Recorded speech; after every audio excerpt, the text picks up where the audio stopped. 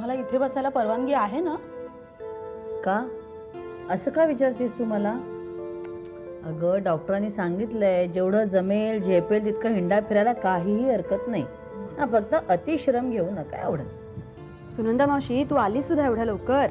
हो, मी तुला म्हणाले होते ना तासभर आहे अजून मी घरी. घरातली कामं आवरून झाल्यावर निघाले. का लवकर आले तर झालं काय? होणार काय आहे, पण मीच म्हटलं तू हातातली कामं बाजूला ठेवून एवढी येशील. एवढी कुठली मोठी कामं असतात? अगं पण तुमचं काय चाललंय मला कळेल का? काही नाही हो, हिने मला फोन करून सांगितलं होतं की मी जरा उद्या उशिरा निघणार आहे, तेव्हा तू उशिरा ये. ठीक आहे ना, मग काय फरक पडतोय लवकर आली म्हणून? तासा मिनिटांचा एवढा हिशेब कसला करत बसलाय तुम्ही?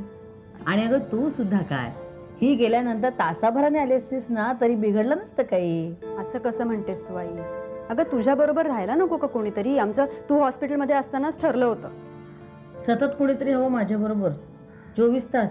का? मग मला आयसीयू मध्येच नेऊन ठेवा, परत घरी कशाला आणलं? ते बाई असं बोल. काहीतरी काय बोलताय मॅडम? काहीतरी नाही, आपल्याला कल्पना सुद्धा नसते. आपल्या पाठीमागनं कोण काय बोलतं ना हे आपल्याला पत्ता सुद्धा नसतो ह्याचा.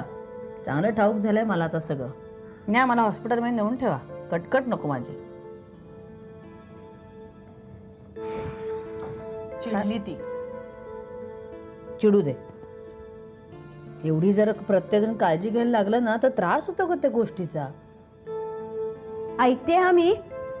ठीक आहे, उद्यापासून काय मी माझ्या वेळेला जाईन. मावशीला यायचं असेल तेव्हा ती येईल, तिला जायचं असेल तेव्हा ती जाईल. हो म्हणजे उगाच माझ्यामुळे कोणाला त्रास नको आणि मला कोणी नावही ठेवायला नको, नाही का? कठीण आहे या मुलीचं, कठीण आहे. अरे गाढवा, तुला मी सांगितलं होतं की हे पत्र घेऊन जा, साहेबांकडे दे आणि त्यांचं काय जे उत्तर असेल ते माझ्याकडे आणून दे म्हणून. तर तू तिथनंच का निघून आलास? साहेब मी पत्र त्यांना दिलं तर तेच म्हणाले की टेबलावर ठेव आणि तू जा. अच्छा, म्हणून तू डुलत डुलत परत निघून आलास? हो मग काय करू? अरे नको तिथे अक्कल वापरता आणि पाहिजे तिथे माती खाऊन येता ना तुम्ही. आपण ते जसे म्हणाले ना तसंच मी केलं जे ना. महत्वाचं असतं ना ते भूषणजी, फोन. त्यांना सांग 15 मिनिटांनी कर, मी बोलतोय याच्याशी. तुम्हीच दोनदा केला होता त्यांना. अरे हो, इस्टेट एजंटचा असणार. हॅलो, हा भूषण प्रधान. तू कुठे चाललायस? मुळी चालायचं नाही जागेवर ना, इथेच उभा राहा. बरं आहे. नाही नाही, तुम्ही बसा उभे असलात तर. हां हां बोला. 800चा एरिया? नाही नाही नाही नाही, एवढा नको. अहो तिथे काय गाव जेवण घालायचं की काय? 400-500 पुरेल एरिया मला. हां ठीक आहे, हां कळवा लवकर. हां हां ठेवा. अरे काय कसला एरिया? हां, आणि कसली चर्चा चालली होती फोनवर? जागा हवी ना आबा, छोटीशी. हां, मला वाटलं राम शरण. तुझा एरिया, माझा area. Wow wow wow wow wow wow. अरे एक जागा घेतो ना. कोण? अरे कोण काय? मी. कशाला? अरे आबा असं काय करतोस? कशाला म्हणजे काय? ऑफिस करता माझ्या. अरे म्हणजे काय इथे हे तुझं ऑफिस नाही का? ही जागा तुझा दरबार भरवायला कमी पडायला लागली तुला? आबा हे बघ, निवडणुका जवळ येतात. हं, जर लावलेली फिल्डिंग काम करून गेली ना तर निवडणुकीचं तिकीट माझ्याकडेच. आणि एकदा का मी उभा राहिलो की निवडून येणारच. तू काय ई करून बघत बसली त्याच्याकडे? येडा आहे तो, येडा. काय वाटेल ते बडबडतो. जागा घेतोय म्हणे. अरे आबा खरंच सांगतोय मी. केव्हापासून तीही सांगते कॉम्प्युटर हवाय, कॉम्प्युटर हवाय म्हणून. अरे बघ, मतदारांची यादी करणे, विभागवार त्यांचा काय प्रॉब्लेम्स आहेत काय नाही आहेत याचा सगळा डाटा आपल्याकडे असायला नको का? डाटा? वा, आपल्याला वापरता येतो का कॉम्प्युटर? मला येतो, आधीच्या ऑफिसमध्ये वापरायचं ना मी. अच्छा अच्छा अच्छा अच्छा, म्हणजे ही आयडिया तू घुसवलेस त्याच्या डोक्यात? कम्प्युटरची आयडिया माझी, जागेची आयडिया माझी. काय रे आबा वाईट आहे? नाही नाही, आयडिया चांगली आहे तुझी. तू एक काम कर, आपल्या गॅरेजमध्ये एक कोपरा आहे, म्हणजे तो गाळाच आहे, तिकडे तू उघड तुझं ऑफिस. शिशी, गॅरेज नको आबा. का रे बाबा? अरे नाही रे आबा, ते स्वच्छ राहत नाही रे सगळं. अच्छा का? हा, अरे पूर्वी तासन तास तिकडे पडलेलं असायचं गॅरेजमध्ये. ग्रीसमध्ये हात बरबटवून त्याच हाताने जेवलंच म्हणून कित्येक वेळा आईचा मार सुद्धा खाल्लाय त्यांनी. हे बघ आबा, मला आजही घाण वाटत नाही. मग? आज जरी मला कोणी चॅलेंज दिलं ना तर गॅरेजवर जाईन आणि ग्रीस किंवा इंजिन ऑइल बरोबर चपाती ओरपून येईन मी. बघ बघ बघ तिच्याकडे बघ, अंगावर शहारे आले तिच्या. अगं आमची जिंदगी गेली गॅरेजमध्ये. हे स्वच्छतेचं खूळ तू नाही ना घुसवलंस डोक्यात त्याच्या? नाही आबा, कसले तरी संशय घेऊ नका माझ्यावर. हा नाही मला आपण वाटलं, कारण परवा मला साधा फोनही न करता तुला तो परस्पर घेऊन हॉटेलमध्ये जेवायला गेला. ठीक आहे, म्हणजे गॅरेजची जागा तुला ऑफिस म्हणून नको आहे. हो रे आबा, शोभत नाही रे. ठीक आहे, करा करा करा. हा काय वाटेल ते करा. आयुष्य गेलं गॅरेजमध्ये, आता शोभत नाही म्हणजे इम्प्रेशन खराब होईल. चला, उलट बोलून का होईना परवानगी मिळाली. ए, मी तुला परवानगी दिलेली नाही आहे. बरं साहेब, मी पण निघतो. तू कुठे निघाला? अजून तुझं आवरलेलं नाहीये. तुला कुठलंही काम आजपर्यंत दिलेलं तू नीट करत नाहीस. तुला सांगितलं होतं तिथनं उत्तर घेऊन ये, तू उत्तर आणलेलं नाहीयेस आणि आत्ताच्या आत्ता मला तो पत्र हवंय. तू जा आणि तिथनं ते घेऊन ये. सो मॅडम, तुम्ही माझ्यावर सोपवलेल्या कामाबद्दल तुम्ही आता कुठलीही काळजी चिंता अजिबात करू नका. आपलं काम फास्ट आणि तरीही उत्तमच होणार याविषयी खात्री बाळगा. ठीक आहे, तुम्ही कामाची डेव्हलपमेंट मला वेळोवेळी कळवत राहा. हां, आता काम जर उत्तम रीतीने झालं तर मला काळजी करण्याचं काही कारणच नाहीये, नाही का? राईट. Right, that's right. बरं, आता आमची एक दुसरी. May I come in madam? Yes, come in. Hello hello. Hi. हां मॅडम, कर्वे साहेब बँकेतली मीटिंग आटोपून मग येत आहेत. ठीक आहे, काही हरकत नाही, आपण सुरुवात करूया. हो. इथे काही आता एक वेगळी नवीन मीटिंग आहे का? हो, म्हणजे आम्ही आमच्या नवीन इंडस्ट्री करता रोजच अशी. ओ ग्रेट. मग मी थांबलं तर चालेल का? नाही म्हणजे तेवढीच मला जास्त माहिती मिळेल आणि ते चांगलंच आहे आपल्यासाठी. With your permission. ठीक आहे, तुम्ही थांबा इथे. Thanks. Okay mister Chougule, do you have anything to report? हां येस मॅडम. आपल्या ग्राहकोपयोगी वस्तू म्हणजे काय, आपले कन्झ्युमर प्रॉडक्ट्सचे जे मोठमोठे डीलर्स आहेत त्यांना मी कॉन्टॅक्ट केला आहे. त्यांना आपल्या नवीन प्रॉडक्टबद्दल माहिती दिली आहे आणि ऑफकोर्स त्यांचा रिस्पॉन्सही खूप चांगला आहे. त्यामुळे नाही मॅडम, आपण असं करता कामा नाही, मुळीच नाही. कारण काय, आपली कंपनी अजून अस्तित्वात यायची आहे. त्या आधीच जर आपल्या काही गुप्त माहित्या. मिस्टर सरंजामे, आम्हाला आमच्या कामाबद्दलची पूर्ण माहिती आणि पूर्ण ज्ञान दोन्ही आहे. आम्ही काम कसं करावं हे आम्हाला माहिती आहे. तेव्हा डीलर्सशी मी काय बोलावं आणि काय बोलू नये याबद्दल मला वाटतं तुम्ही मला सांगण्याची गरज नाही. तुम्हाला नाही, मी मॅडमना सांगतो. Excuse me. मी मॅडमसाठी काम करतो, त्यामुळे त्यांचं हित पाहणं हे माझं कर्तव्य आहे. Get me? मिस्टर सरंजामे, तुम्ही इथे माहिती मिळावी म्हणून थांबलात, त्यामुळे मीटिंगमध्ये अडथळे आणू नका, समजलं? ओ, आय एम सॉरी. बोला मिस्टर लाड. मॅडम, आपल्याला लागणाऱ्या मशिनरीपैकी 70% मशिनरी आपल्याला मार्केटमध्ये उपलब्ध होईल. एवढ्यासाठीच मी काही निवडक आणखीन चांगल्या कंपन्यांना आपली काय जी रिक्वायरमेंट आहे ती कळवली आहे आणि त्यांना कोटेशन जे पाठवून द्यायला सांगितली आहेत. ओके, आणि मग उरलेल्या आता 30% मशिनरीचं काय करायचं? तेवढ्यासाठी मात्र आपल्याला नवीन मशिनरी डिझाईन करावी लागेल. तेवढ्यासाठीच मी प्रिशियन मशिनरी आणि टूल नावाची एक कंपनी आहे, त्याच्या 2 इंजिनियर्सना आपल्याकडे पाठवायला सांगितलं आहे. त्यांच्याशी मी आपल्या नवीन डिझाईनबद्दल डिस्कशन करीन आणि मग आपली रिक्वायरमेंट त्यांना सांगेन. मॅडम, असं करण्यात धोका आहे. धोका कसला आलाय? असं बघा मिस्टर लाड, आपली मशिनरी डिझाईन करण्याच्या ऐवजी ती पाहून त्यांनी ते प्रॉडक्टच मार्केटमध्ये आणलं तर? तुम्हाला आमच्या या नवीन प्रॉडक्टबद्दल किंवा मशिनरी डिझाईनबद्दल काहीतरी माहिती आहे? नाही, खरंच नाही. पण काय आहे, कॉमन सेन्स नावाची एक गोष्ट असते आणि मला त्याच्याविषयी माहिती आहे.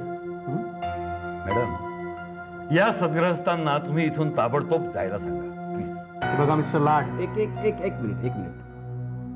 मला सांगा, हे production, marketing, finance, administration, personnel यातल्या एका तरी गोष्टीचं तुम्हाला ज्ञान किंवा अनुभव किंवा यातलं शिक्षण आहे का आपल्याला?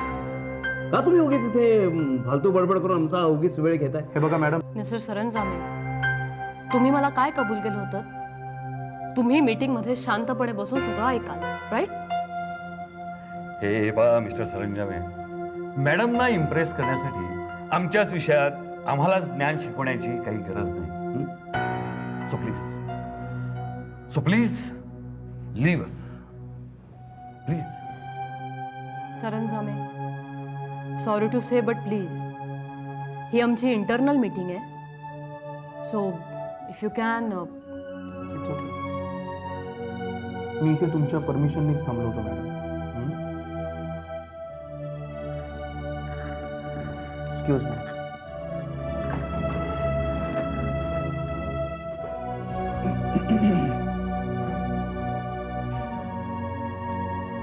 मॅडम, या ग्रहस्थाला हाताच्या अंतरावरच ठेवा, नाहीतर हा माणूस एक दिवस तुम्हाला गोत्यात आणेल. Yes madam. Yes, I know that. त्याचा काहीतरी बंदोबस्त करायलाच हवा. आतापर्यंत 4 वेळेला तेच सांगून झालंय. पुन्हा पुन्हा तेच तेच बोलायचा कंटाळा आलाय मला. आणि मला सुद्धा कंटाळा आलाय.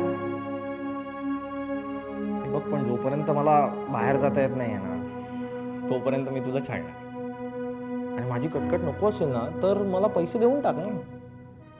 तू बाहेर जायला माझी काही एक हरकत नाही, पण पैसे मिळणार नाही. कारण मुळात माझ्याकडे पैसे नाहीच आहेत दर्शन. आणि मला एक गोष्ट कळत नाही, प्रत्येक वेळेला बाहेर जाताना पैसे कशाला लागतात रे तुला? कशाला म्हणजे काय? तूच परवा म्हणालीस ना, बाहेर जायचं म्हणजे पैसे खर्च होतातच. हो, पण त्याचा दुसरा अर्थ असा की माणसाकडे जर खर्च करायला पैसे नसतील तर त्यांनी बाहेर जाऊच नाही, घरात बसावं गपचूप. आणि काय करावं? अगं, बाईक मध्ये पेट्रोल नाही आहे आणि गाडीचा पेट्रोल टँक रिकामा झालाय. चालत जा दर्शन, चालत. नाहीतरी बसून बसून कंटाळा आलाय ना, चांगलासा 4-5 किलोमीटरचा मोठा राऊंड मारून ये. म्हणजे काय होईल, घरी येईपर्यंत तू दमलेला असशील. घशात 4 घास गेले ना की अशी गाढ शांत झोप लागेल तुला 2 मिनिटात. पण तू त्या दिवशी म्हणाली होतीस की तुझ्याकडे 1200 रुपये आहेत ते. हो, पण ते त्या दिवशी. आता माझ्याकडे 800च आहेत. 400? अगं, मग मला 200च दे ना, 200 पुरतील. मिळणार नाहीत. का? असं काय? अगं, तू घरीच बसून आहेस ना, मग तुला 600 पुरतील की? दर्शन, तू माझं डोकं खाणं बंद करणार आहेस की नाहीस?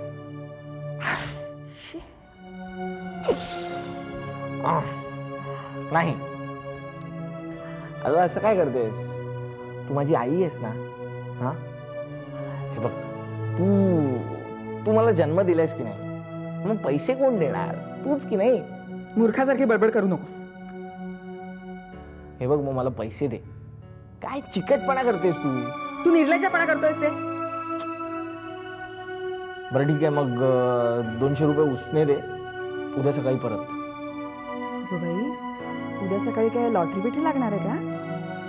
हा, तीर्थरूप मनी ऑर्डर पाठवणार आहे. अगं, ते तीर्थरूप आहेत ना, त्यांच्याबरोबर मी असिस्टंट म्हणून काम केलंय. तर तिथून 2000 ऍडव्हान्स घेईन. ओके? बाय द वे दर्शन, तुला प्रोड्युसरनी हायर केलं मी. तुझ्या वडिलांनी ठेवलंय असिस्टंट म्हणून. त्याच्यामुळे त्यांना मिळणाऱ्या पैशातून ते तुला पैसे देणार. तेही तुझं काम त्यांच्या मनाला रुचलं, पटलं तर काहीतरी 4-8 आणे टेकवतील तुझ्या हातावरती. कशावरून? काही बडबड करतेस काय? विश्वास नाही ना बसत? तुझे वडील आले ना की त्यांनाच विचार. माझं डोकं नको हाऊस.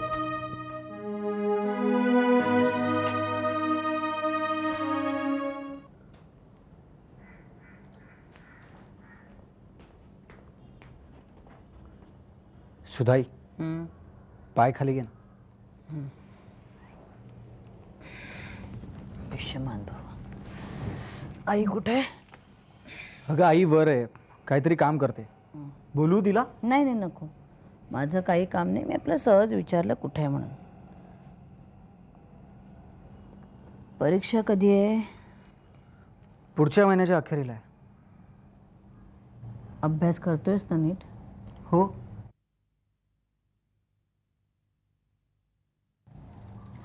तनू, तू अजूनही नचिकेतकडेच राहतोस?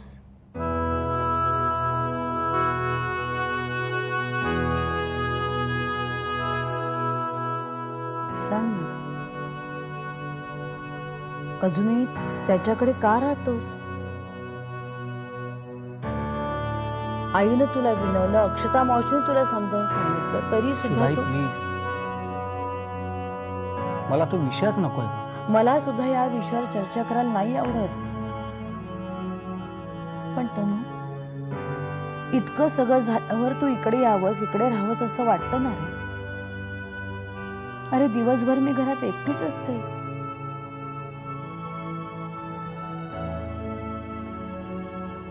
नाही म्हणजे दिवसभर तू माझ्याजवळ बसून राहावंस असं नाही मला वाटणार.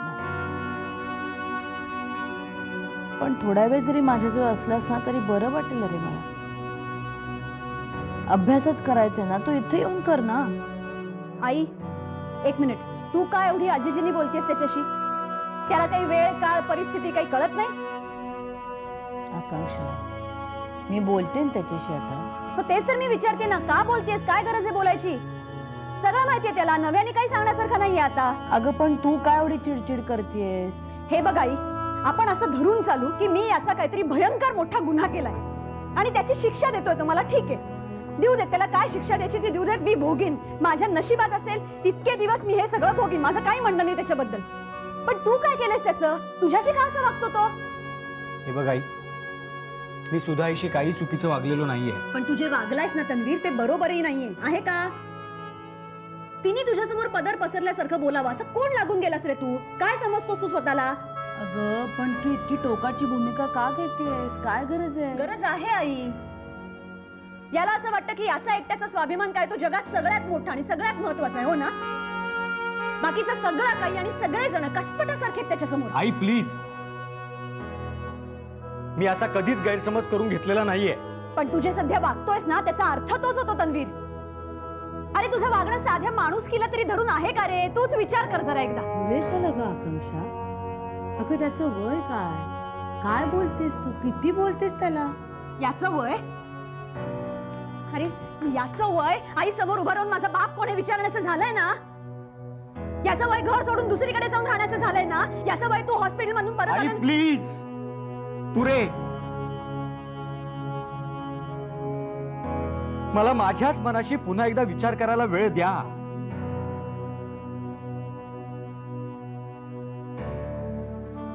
Because I am confuse.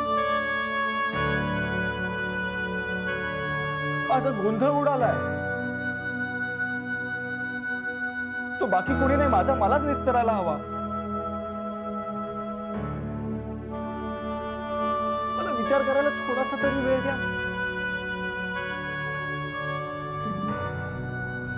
तुझ्यावरती इथे कोणीही जबरदस्ती नाही करत.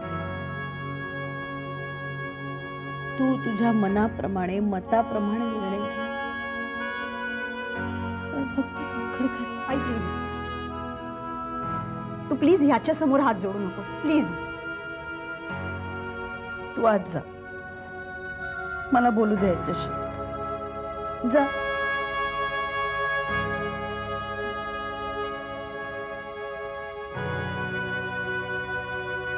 नाही, मला पण यावं असं वाटतं का घरी?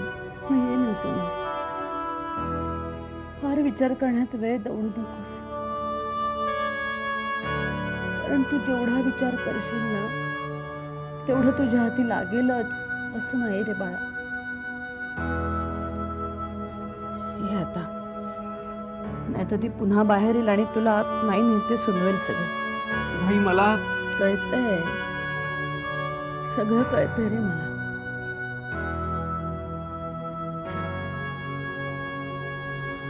हे लवकर सांभाळून राहा.